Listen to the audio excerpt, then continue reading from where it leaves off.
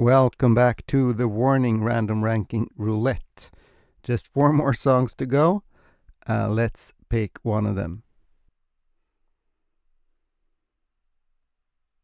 It's Show Me the Light. Okay, so this might be a bit of a special one because I discovered something about this song just recently, a couple of days ago. And I'm going to have to nerd out about it. So I'll listen to it and read the lyrics as usual and say how much I love it. But before I put it in the ranking grid, there is a certain chord I need to talk about. Let's listen to it first.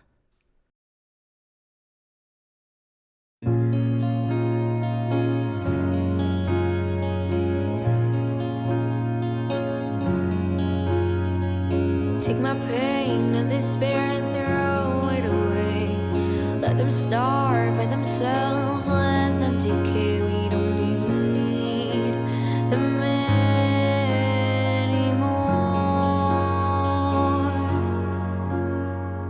When we crumble to the ground, we'll build ourselves up.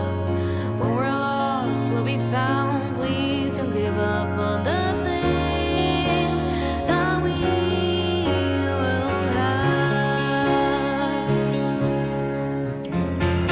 Tell me how it feels like. Take off your disguise. Show me the light. Bring me down into your level. Make me a rebel, the stealer of your heart.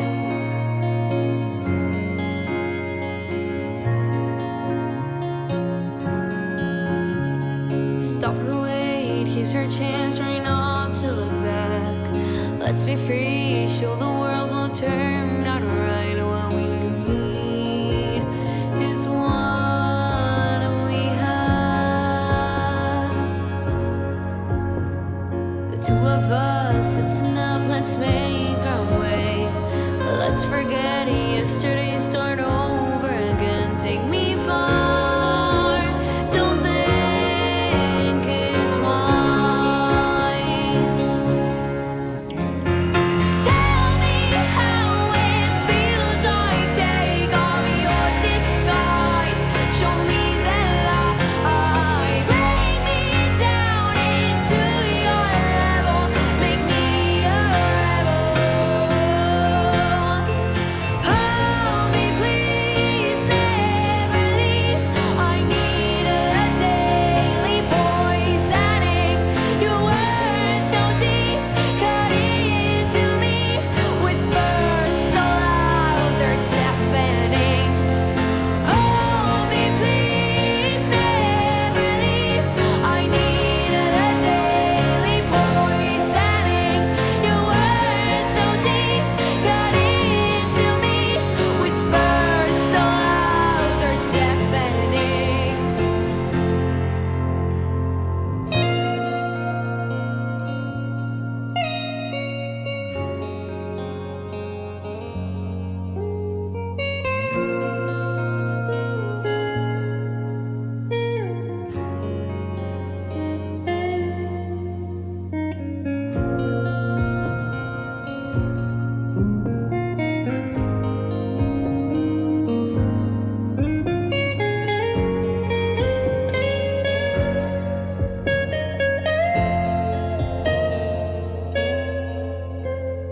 Tell me how it feels like.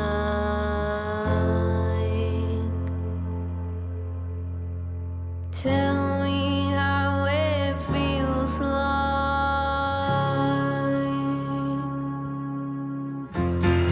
Tell me how it feels like. Take off your disguise.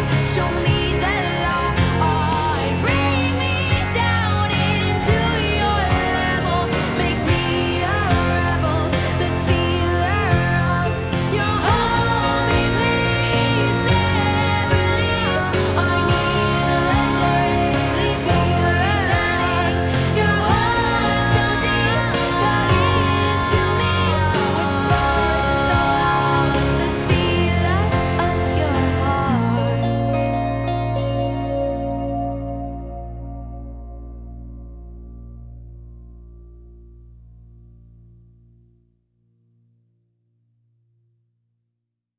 That is so beautiful. Um, I have no idea what the lyrics are about this time, but I still enjoy it as the good poetry it is without having to force it into a context. Musically, the guitar intro is simple and beautiful. The verse has an unassuming melody, but Pau's voice just melts me from the first line. And that's nothing compared to what's coming.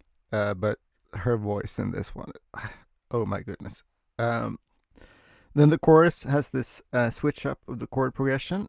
Not unusual in rock music, not unusual in the Warning songs, but they use it really well here. It feels like a key change. I don't think it is. In the second verse and the second chorus, as usual with Pau's vocals, she uses tiny means to turn up the intensity, the emotionality, if that's a word, of the vocals. She has like more power in her voice and that little rasp and that little twang that makes it so special. And then we get to the best part of this song. I want to say the best part of any of their songs. And you'll notice I haven't played anything yet because the verse, the chorus, they are as they are. But here we come to the bridge. Hold me, please, never leave. I need a daily poisoning. Your words so deep, cut into me. Whispers so loud, they're deafening. I don't understand how she does this. What kind of magic Pau is using here? In Black Holes, she was jumping between the same two tones 27 times or 34, whatever it was, and still made the melody sound interesting. In this bridge, I mean, the melody is just. I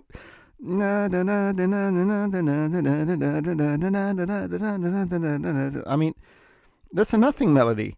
There's nothing really interesting about it. That simple, that banality has no business being the most beautiful thing I have ever heard. Pau's raw emotion and perfect delivery of each and every syllable is what makes this part of the song and the entire song so amazing.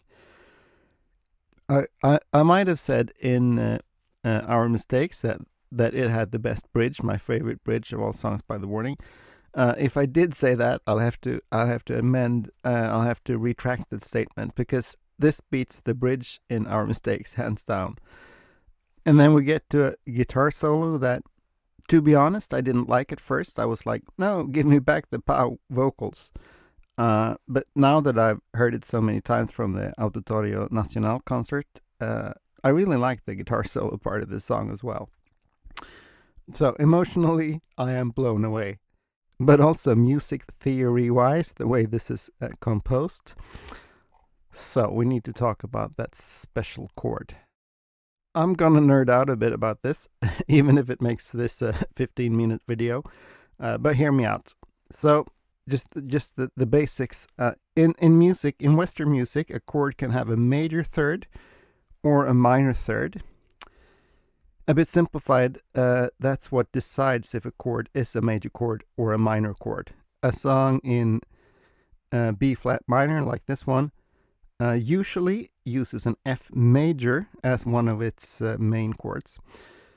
So the major third in an F major is an A natural. You can play around with this. In this key, you can use an F minor instead. I think they do that in 23, so they have the minor instead of the major. Or you could play a power chord that doesn't even have the third note. But those details aside, you either have an F major or an F minor. That's almost like a rule in Western music, except when you don't. So the first time, I think it's the first time. Listen to these notes. Make me a rebel, the stealer of your heart. Make me a rebel and the stealer of your heart. So remember, in the key of B flat minor, some songs use an F major, some use an F minor. This is a song that uses an F minor. Or is it? The instruments, the guitar and the piano, are playing an F major or an F7, which means there is an A natural note in the chord, but the melody is on an A flat. So what we got is a chord with the A natural note, the major third, and also with an A flat, the minor third. So this is a chord that breaks all the rules by having both a major and a minor third at the same time. I cannot stress enough how mind-blowing this is. I found a YouTube video detailing this a lot better than I can explain it. I link it in the comments. It's like 9 minutes long. But this chord, an F7 sharp 9, is also called a mixed third or a split third or a Hendrix chord. So you got it in Purple Haze by Jimi Hendrix, the intro to A Hard Day's Night by the Beatles. I think it's even in Toxic by Britney Spears. I think most of those are the other way around, that they play a minor chord in the bottom and have the major third on top. But either way, to be 15 years old and write a beautiful song and think, well, I think I'll throw in an incredibly jazzy F7 sharp 9 here and make it sound so absolutely perfect. That's, well, if I didn't already love the brilliancy of Pau's mind, this would definitely seal the deal. I am so impressed. She was amazing at 15 and she just keeps blowing my mind. I love the way she composes these songs. That's just the first time you hear this special chord.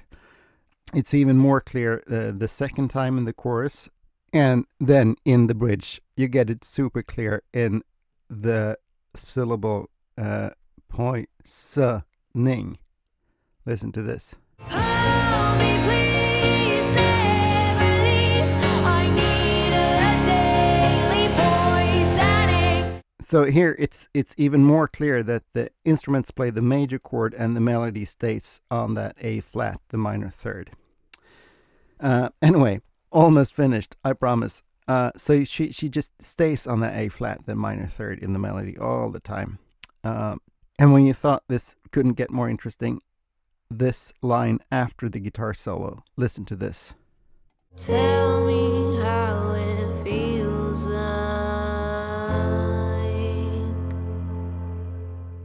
The A natural note, this major third that this F major chord has longed for, that Pau has denied us all this time, here it comes resolving all that tension in one single satisfying note. And it's just once in the entire song with the F chord. Tell me how it feels like.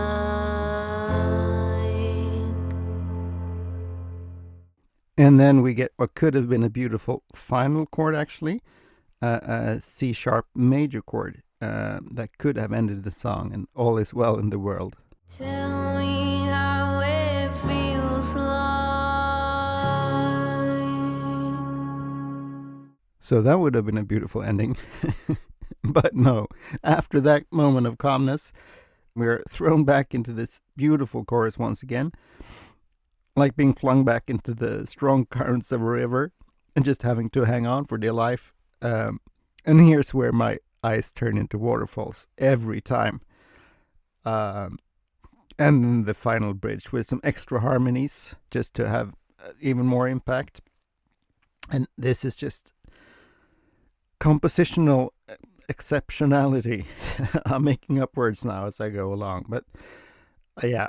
So after that little detour into musical theory and F7 sharp 9 chords and the one major third in that one line, let's get back to the ranking grid. Before I started this series, I was kind of comparing this only directly to Black Holes. They are kind of similar. And I was going to place it above Black Holes, but only maybe one step higher. Possibly higher than Survive. But now that I've gone so deep into it and found this chord and I've played it on the piano a couple times, I actually think it even pushes Choke down one more step. So it's a new provisional third for Show Me the Light. It has the most interesting chord in their entire catalog and my favorite bridge, and it makes me cry even more than Revenant does. Still, 23 packs a stronger emotional punch for me, and we still have the harmonies in Revenant. And that finally is it for today. Bye for now. See you in the next one.